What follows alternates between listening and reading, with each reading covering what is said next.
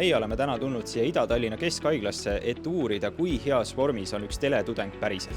Siin tervisekontrollis me saame vaadata, kuidas keha töötab koormuse tingimustes, kuidas inimene hakkama saab, kui ta peab pingutama. Ma olen siin ühe huvitava aparaadi ees, sellega mõõdetakse siis kopsu mahtu ja nagu teada, siis ikkagi telediktoritel on vaja palju rääkida, milleks on vaja kopsu mahtu ja vaatame siis, kas telediktori karjääri võib jätkata või tuleb veel treenida.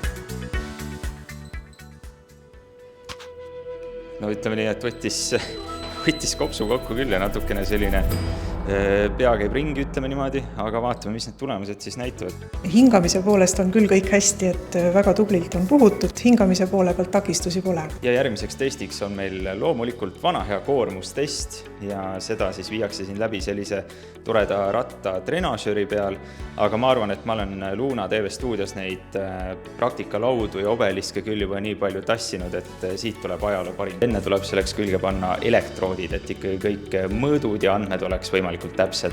Päris palju pannakse tegelikult neid elektroode külge. Tundub, et juhtmeid on nii palju küljes, et kui enne olid akud tühjad, siis nüüd saavad kõik akud ilusti ka täis loetud. Ilmselt ka võttetehnikal. Vajalikud juhtmed on ühendatud, ma olen uuesti istet võtnud siin ratta trenažööri peal. Kuidas see test nüüd siis välja nägema hakkab? Test näeb välja nii, et tulebki siis, kui me alustame hakata sõitma, tuleb sõita sellise ühtlase tempoga ja me saamegi nii kaua teha, kuni sportlane suudab seda kiirust hoida, kui enam ei jõua, siis lõpetame ära.